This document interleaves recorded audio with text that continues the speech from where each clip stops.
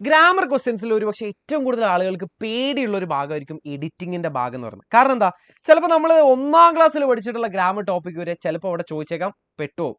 പക്ഷെ കുറച്ച് കാര്യങ്ങൾ നിങ്ങളൊന്ന് ശ്രദ്ധിച്ചു കഴിഞ്ഞാലല്ലേ ഇതിന്റെ ഒരു മാർക്കും എവിടെയും പോകില്ല. കുറച്ച് കാര്യങ്ങൾ മാത്രം നിങ്ങൾ ശ്രദ്ധിച്ചാൽ മതി, പറഞ്ഞുതരാം. നമുക്ക് ആദ്യം ഫ്രഷ് ആയിട്ട് ഒരു ക്വസ്റ്റ്യൻ നോക്കാം. നമ്മളോട് ഐ വിൽ ഫ്ലൈയിൽ നിന്ന് 4 മാർക്കിന് 4 തെറ്റുകൾ വരുത്തിച്ചിരിക്കുന്ന ഒരു ക്വസ്റ്റ്യൻ ആണ്, ഒരു പാസേജ് ആണ് നമുക്ക് തന്നിരിക്കുന്നത്. അതിലുള്ള മിസ്റ്റേക്സ് കണ്ടുപിടിക്കാനാണ് നമ്മളോട് ചോദിച്ചിരിക്കുന്നത്. The young boy was a typical representative of the youth of India. He was nervous, but he wanted to become a engineer.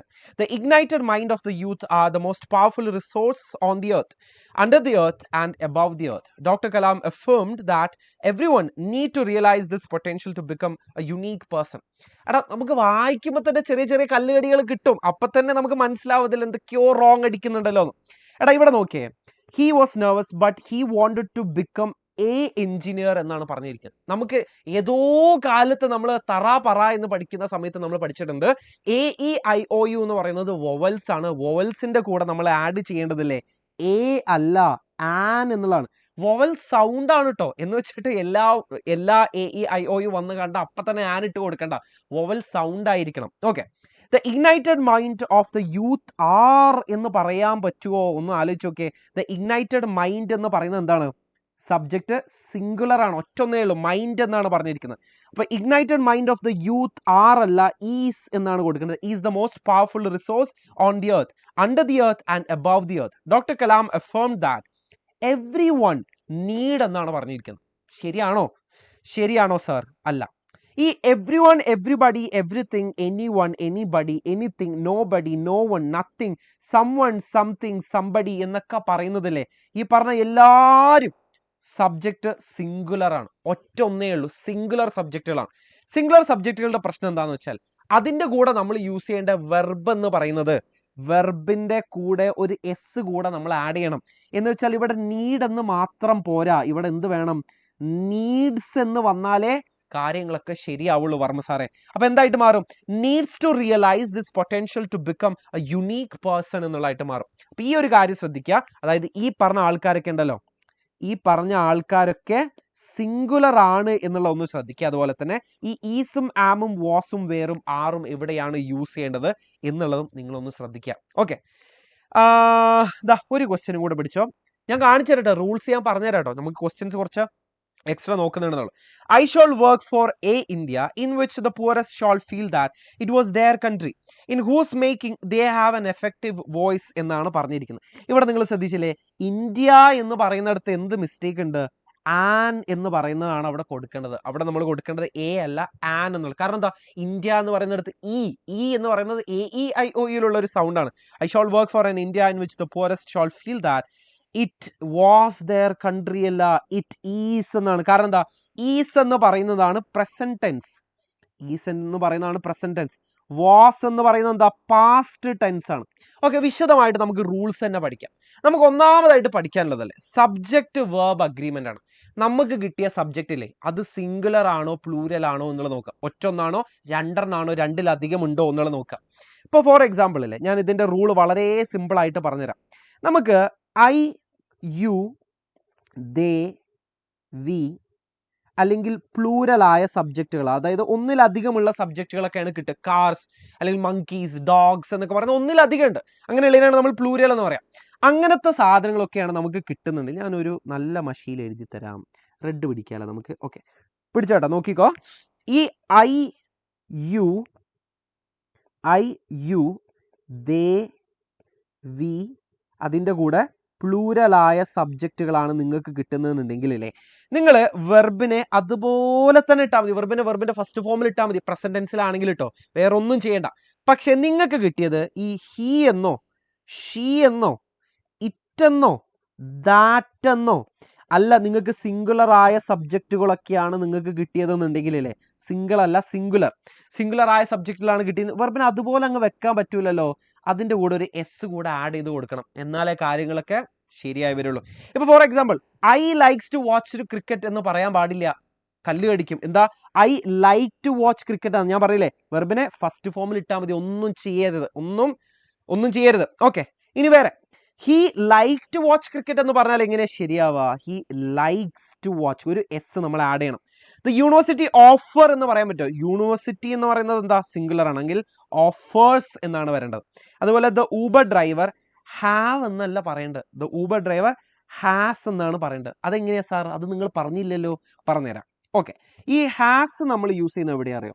സിംഗുലറിന്റെ കൂടെയാണ്, സിംഗുലർ സബ്ജക്റ്റുകളുടെ കൂടെയാണ് നമ്മൾ ഹാസ് ചെയ്യുന്നത്. അങ്ങനെയാണെങ്കിൽ ഹാവോ? ഹാവ് ആണെങ്കിൽ പിന്നെ അതിന്റെ നേരെ ഓപ്പോസിറ്റ് ആയിരിക്കില്ലേ? പ്ലൂരൽ ആയ സബ്ജക്റ്റുകൾ, അതായത് ഒന്നിലധികം ഉണ്ടാകുമ്പോഴാണ് നമ്മൾ ഹാവ് യൂസ് ചെയ്യുന്നത്. അപ്പൊ സാർ ഹാഡ് എന്ന് പറഞ്ഞ വേറൊരു സാധനമില്ലേ? ഹാഡ് നമ്മൾ യൂസ് ചെയ്യുന്നത് പാസ്റ്റ് ടെൻസിലാണ്, അതായത് കഴിഞ്ഞ കാര്യങ്ങൾ പറയാനാണ് നമ്മൾ ഹാഡ് യൂസ് ചെയ്യുന്നത്. ക്ലിയർ ആണല്ലോ? ക്ലിയർ ആണല്ലോ. ഇനി വേറെയും കുറച്ച് കാര്യങ്ങൾ പറഞ്ഞുതരാം. നമ്മൾ ഡു യൂസ് ചെയ്യുന്നത് പ്ലൂരലിന്റെ കൂടെയാണ്. Do you have a pen, അല്ലെങ്കിൽ പ്ലൂരൽ എന്ന് പറയുമ്പോൾ യു ഐ ഒക്കെ നമ്മൾ തൽക്കാലം നമുക്ക് വേറെ നിവൃത്തിയില്ല. എന്തുകൊണ്ടാണ് അവരങ്ങനെ ചെയ്തതെന്ന് എനിക്ക് അറിഞ്ഞൂടാ, പക്ഷെ അങ്ങനെ ഒരു റൂൾ ഉണ്ടായിപ്പോയി. Do you have a pen, കണ്ടോ? ഡു ഞാൻ യൂസ് ചെയ്തത് യുവിന്റെ കൂടെയാണ്.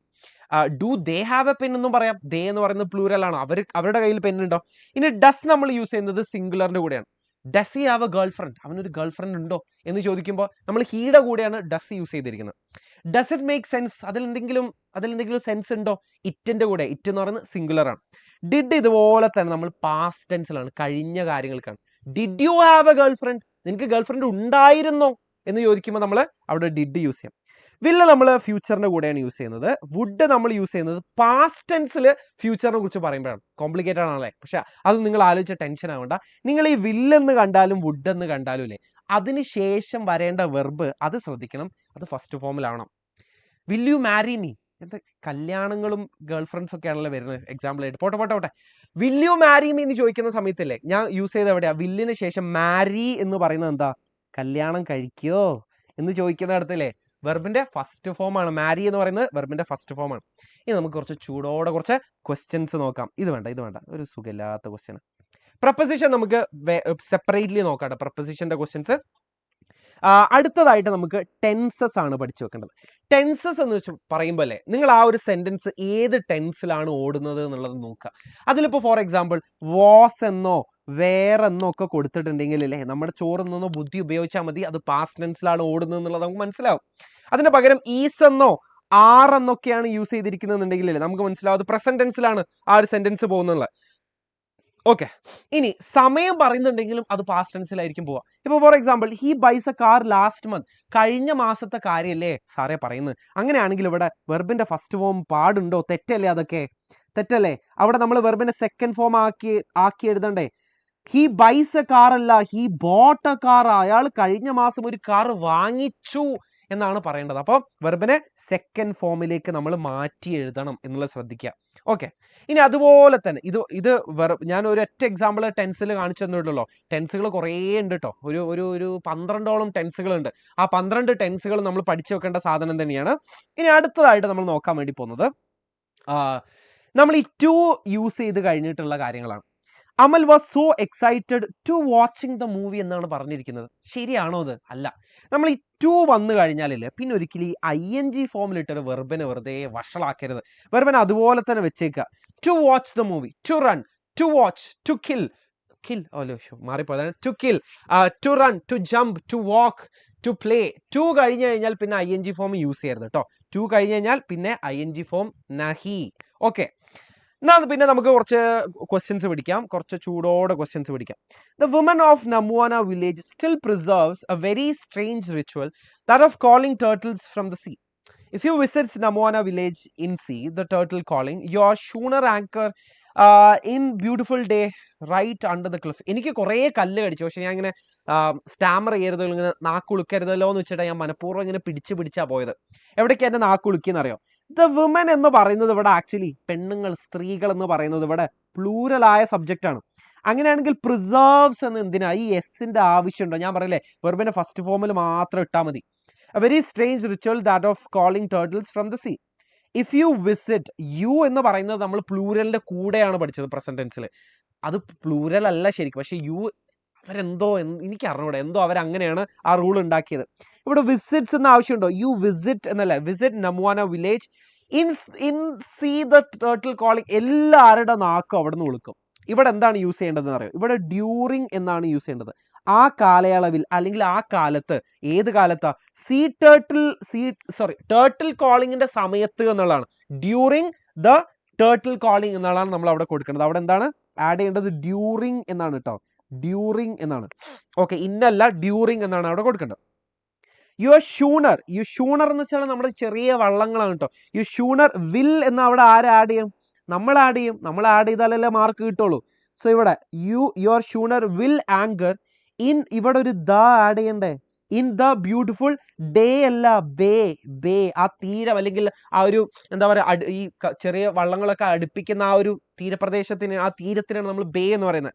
In the beautiful bay right under the cliff എന്നായിരിക്കും നമ്മുടെ ഉത്തരം എന്ന് പറയുന്നത്. അപ്പോൾ ഒരു 4-5 മിസ്റ്റേക്കുകൾ ഉണ്ട്. ഒരു 4 മാർക്കൊക്കെ അവരെന്തായാലും തരും. ഓക്കെ, ഇനി 4 മാർക്കിന് ചോദിച്ചിരിക്കുന്ന വേറൊരു ക്വസ്റ്റ്യൻ നോക്കിക്കോ. Young friends, let me discuss to you how you can be unique. I have so far met 15 million youth of a decade's time. I learned every youth want to be unique. That is you എന്നാണ് പറഞ്ഞിരിക്കുന്നത്. Young friends, let me discuss to you അല്ല, discuss with you, നിങ്ങളുടെ കൂടെ. വിത്ത് എന്ന് പറഞ്ഞാൽ കൂടെ എന്നാണ്. To ലേക്ക്, നിങ്ങളിലേക്ക് ഡിസ്കസ് ചെയ്യുന്നു നമ്മൾ പറയാം. നിങ്ങളോട് ഡിസ്കസ് ചെയ്യുന്നല്ല പറയാം. ഡിസ്കസ് വിത്ത് യു, അല്ലെങ്കിൽ നിങ്ങളുടെ കൂടെ ഡിസ്കസ് ചെയ്യുന്നല്ല പറയാം. How you can be unique, കുഴപ്പമില്ല. I have so far met 15 million youth അല്ല, യൂത്ത്സ്. നിങ്ങൾ കുറെ ആൾക്കാരില്ലേ യൂത്ത്സ് എന്നാണ് പറയുന്നത്. Youths of a decades time എന്ന് പറയണ്ട. നമുക്ക് എന്താ പറയാം? ഓവർ എന്നാണ് അവിടെ യൂസ് ചെയ്യേണ്ടത്. ഓവർ എ ഡെക്കേഡ് എന്ന് കൊടുത്താൽ മതി. ഓവർ എ ഡെക്കേഡ്, ഒരു പതിറ്റാണ്ടായി ഞാനത് എന്താ പറയാ 15 million യൂത്തിനെ കാണുന്നു എന്ന് പറയുന്നുണ്ട്. ഐ ലേൺഡ് എന്ന് പറയാൻ പറ്റൂല. കാരണം എന്താ? ഐ ലേൺഡ് എന്ന് പറയണമെങ്കിൽ ഇത് സിമ്പിൾ പാസ്റ്റ് ആയിരിക്കണം. കാരണം ഇവിടെ ടൈം സ്പെസിഫിക്കലി ഒന്നും പറയുന്നില്ല. കഴിഞ്ഞ ശനിയാഴ്ച എന്നോ കഴിഞ്ഞ വെള്ളിയാഴ്ച എന്നൊന്നും പറയുന്നില്ല. അപ്പൊ ഐ ലേൺഡ് എന്നല്ല പറയേണ്ടത്, ഐ ഹാവ് ലേൺഡ് എന്നാണ് പറയേണ്ടത്. I have learned every youth എന്ന് വേണ്ട. എവരി യൂത്ത്, എവരി ഞാൻ പറഞ്ഞല്ലോ ഓരോന്നും എന്നാണ്. ഓരോ വോട്ടും എന്നല്ലേ നമ്മൾ പറയാം. ഓരോ വോട്ടുകളും എന്ന് പറയാം. ഓരോ വോട്ടും എന്താ പറയാ, ഓരോ വോട്ടും ഇന്ന ചിഹ്നത്തിൽ എന്നല്ലേ പറയാം. അപ്പൊ ഇവിടെ യൂത്തിന് എന്ത് വേണ്ട? എസ് വേണ്ട. അപ്പൊ ഇവിടെ ഈ യൂത്ത് എന്ന് ആയതുകൊണ്ട് തന്നെ ഇത് സിംഗുലർ ആയി. സിംഗുലർ ആണെങ്കിൽ ഇവിടെ വോണ്ട് എന്ന് പറയാൻ പറ്റുമോ? വോൺസ് എന്ന് പറയണ്ടേ? Once to be unique, that is you എന്നായിട്ട് മാറും. ഓക്കെ, ഒരേ ഒരു ക്വസ്റ്റ്യൻ, അവസാനത്തെ ഒരു ക്വസ്റ്റ്യനും കൂടെ പിടിക്കാം. The arrival of Gandhiji were like a powerful current of fresh air that made us stretch ourselves and take deep breaths.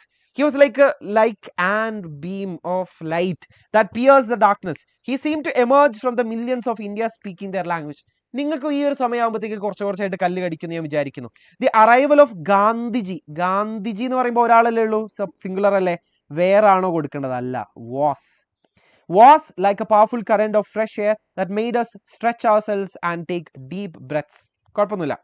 He was like an beam, അതാണ് ഞാൻ നേരത്തെ നോക്കിയത്. ആൻ എന്ന് പറയാവോ? തെറ്റല്ലത്.